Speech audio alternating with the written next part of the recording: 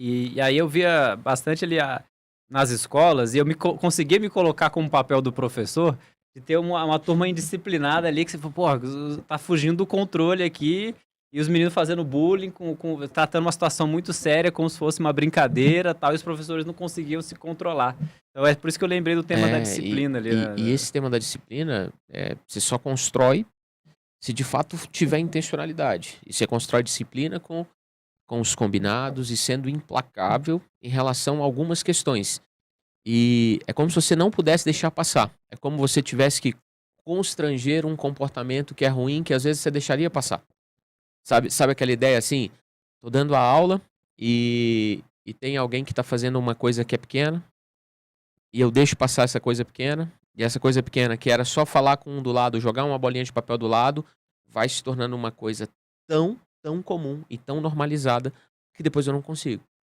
Então, lá nas formações que a gente faz com os nossos professores, a gente fala muito sobre a disciplina, sobre os objetivos que a gente tem dentro de sala de aula, sobre os combinados que precisam ser feitos, porque o cara também, ele vai lembrar, Léo, do cara que o ajudou e o transformou. Você não lembra de todos os professores. É. Boa. Você falou, só pegando essa fala, desculpa te interromper Aham, só um não? pouquinho. É porque agora, o episódio do Diana tá me vindo à memória. Tem uma fala tua que me marcou muito na nossa conversa, assim, foi muito bacana a conversa. Eu gosto muito de estar com você, Diana. Você tá no nosso coração aqui, irmão. E... Que foi quando você fala assim, essa garotada de hoje precisa ser ouvida. É. Aí eu acho que entra muito nessa questão que você trouxe do adolescente aí, Erickson. Você falava de ideias, de opinião, mas também precisa ser ouvida. Eu preciso estimular, quando você fala de intencionalidade, eu imagino que eu devo também estimular essa fala. Porque tirar algo do adolescente, às vezes, é Sim. muito desafiador, né? Não, e eu concordo. E ele precisa ser ouvido mesmo. E a gente tem que incentivar que as pessoas possam criar a capacidade de se posicionar. Cara, é muito diferente quando você consegue desenvolver um jovem para que ele se posicione, para que ele consiga opinar, para que ele perceba que existe ali um excesso, ou para que ele perceba que alguém está numa situação que não é confortável e ele consegue agir dentro disso. E ver isso acontecendo dentro da educação básica, dentro com os jovens, é muito legal, assim. Eu tive com um grupo de estudantes do 9º ano uma experiência fantástica. A gente fez um projeto chamado Sigma Startup, parecendo um Shark Tank do 9º ano, e eles tinham que pensar em inovações e resoluções de problemas ambientais da nossa cidade. E eles apresentavam e apresentavam para um diretor-geral, para uma diretora comercial, e eles tinham um feedback na hora, depois da apresentação, a plateia atrás de paz. Cara, um grupo formado de 5 meninas, elas criaram um projeto que era recolher, principalmente, garrafas PET dentro da Asa Norte. Essas garrafas PET seriam recicladas e elas se tornariam tudo relacionado a animais abandonados. Então, a casinha a partir daquilo, na rua aquele lugar da água, do cachorrinho, a partir daquilo. E elas foram convidadas para um fórum da OAB sobre sustentabilidade e meio ambiente. Ah, E aí, olha para você ver como a gente às vezes não confia. E cada vez que eu confio, eu fico muito feliz. A gente estava lá, eu estava na mesa lá em cima, e em algum instante eles iam me chamar para apresentar o projeto. E eu estava na minha cabeça inicialmente assim, cara, eu tenho que apresentar por elas. Como que eu vou deixar elas apresentarem aqui? E numa dicotomia na minha cabeça assim, eu apresento, elas apresentam. E assim, de verdade, decidi confiar, porque é o que às vezes a gente às vezes não faz com o jovem. E eu falei assim, eu fiz uma apresentação inicial, o vídeo é muito legal. Eu fiz uma apresentação inicial, falei sobre elas, falei o nome de cada uma delas, estudantes do 9º ano da minha unidade, e falei, gente, tá com vocês, pode falar do projeto. Elas na plenária, perto do microfone, uma fala, a outra fala, a outra fala. Cara, altamente organizada, altamente assim, com uma oratória impecável, um pitch totalmente bem feito, assim, delas defendendo o projeto delas no meio de presidente do Conselho de Educação, presidente do Fórum da OAB, um pessoal com, assim, quando elas terminaram, tinha gente, 2 mulheres chorando pela apresentação, pelo nível do envolvimento. Então, acho que a gente ganha muito quando a gente confia. Acho que quando a gente oferece esse protagonismo, a gente ganha muito. A gente tá falando de meninas de 13 a 14 anos, A mas gente é tá isso, falando de estudantes de 14 anos. né? Que espetáculo. Posso voltar no momento marcante que a gente teve aqui no Gigantes da Educação também? A gente teve muitos momentos incríveis, né? E eu acho que essa parte do vínculo emocional e essa cultura de confiar no aluno, é muito presente em diversas escolas, episódios, mas teve uma escola específica que ficou marcante Eu já também, sei qual é. que foi a BIS. Não sei se é a mesma que você The tá books pensando. on the table. Irmão, primeiro que a entrevista foi toda em inglês. Foi todo em inglês, com o Skip.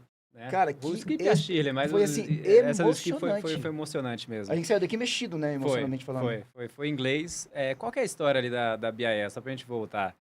Era uma escola assim que tava. Eu não conhecia. Fazia uns 20 anos que eles estavam em Brasília já. Caramba. A gente acha que é nova porque a gente só viu falar dela recentemente. Mas ela tava uns 20 anos aqui em Brasília, assim, com uns 20 alunos, né? Tava uma situação bem capenga, assim e tal. E o Skip era uma congregação cristã, né? Não é católica, acho que eles são protestantes, Sim. americana. E o Skip foi chamado de Nova York para assumir a gestão lá dessa universidade. Ele estava aposentado já e assumiu lá a gestão da escola. E aí ele conta como ele conseguiu fazer essa reconstrução da escola com esse tempo que ele esteve aqui, né? E o tempo todo que ele conversou com a gente, ele jamais falava de gestão ou do que ele fez de marketing ou essas coisas. Ele contava da cultura de servidão que ele criou na instituição, Cara, que legal. sendo ele o primeiro servidor dali, né? Então ele era a pessoa que mais doava o tempo dele, mais criava vínculos emocionais com as crianças e os pais. E ele falava, por exemplo, que eu convidei todo mundo para comer hambúrguer na minha casa em determinado dia lá, para eles sentirem um pouco da cultura americana. A gente fazia o Thanksgiving Que massa. e ele ficava só falando desses episódios que ele teve de conexões que eles genuínas que ele criava com a turma lá.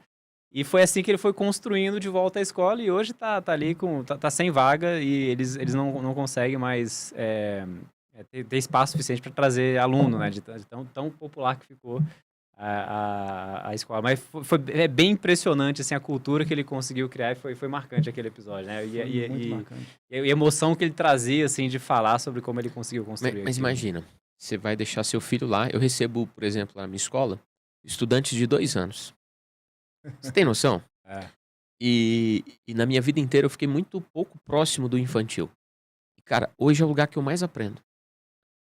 O nível de envolvimento, o nível profissional, o nível de criatividade das professoras desse segmento e desses alunos, cara, é um negócio assim impressionante, que você só consegue perceber com você vivendo. Então, aí eu fico imaginando hoje que eu sempre fiquei pensando mais no ensino médio, sendo professor do ensino médio, e eu fico pensando que cada vez mais eu tô conseguindo fazer uma trajetória com alguns de que eu acompanho desde muito pequenininho. Pô, imagina o cara que tá no infantil, que eu acompanho no infantil, quando ele Você chegar no vê, ensino médio. Então, assim, isso é muito... E o impacto que você teve na vida daquela pessoa, né? Isso é muito marcante. E é legal também a coisa do estereótipo que às vezes o estudante tem. Então, ele às vezes pensa num outro tipo de diretor. Ele às vezes pensa num outro perfil de atuação. E quando ele me vê dentro da sala, e quando ele me vê nos corredores, e quando ele me vê próximo das professoras, para ele é muito impactante. Então, esse tipo de construção faz muito sentido. Faz muito sentido, e principalmente quando ela é real, que o moleque e o estudante se sente bem. Um tema comum que a gente vê é a paixão que os educadores que conseguiram destaque têm aqui, quando eles trazem, né? É uma coisa comum em todas as pessoas que vieram no Gigantes têm essa paixão pela educação, né? Um tema muito marcante que a gente tem percebido. Eu até pedi se o Sildiano pudesse falar um pouquinho a respeito disso, porque o Skip, 2 coisas que eu lembrei aqui. Ele como diretor, né? Porque é muito comum assim, não se comportou, vai passar do diretor. É isso. É bronca. Mas ele conta assim que ele andava nos corredores e era comum as crianças saírem pra correr pra dar um abraço nele. Ele era o grandpa. Era o vovô da galera, assim. E aí ele conta a história dele, porque ele é pastor evangélico, pastor protestante. ele trabalhou por boa parte da vida dele com dependentes químicos. Caramba. Ah, é verdade. E aí, o que ele conta aqui na conversa com a gente? Ele falou, eu já cheguei no depois. Quando eu chego, o adolescente, o jovem, já está no fundo do poço. E boa parte deles eu perco. Porque uma vez que entrou no vício, para poder se libertar é muito desafiador. Poucos conseguem essa verdadeira libertação. Então, ele vai para a educação para trabalhar na prevenção. Como todo, né? Então, ele já chega na sala de aula, ou já chega na área de educação com uma missão muito clara daquilo que ele tinha para fazer a respeito de ser humano e a respeito de mundo. Se você puder falar um pouquinho a respeito disso, o professor ele já precisa chegar assim, ele já precisa trazer isso nele, isso faz toda a diferença. Como é que você percebe isso, Diana?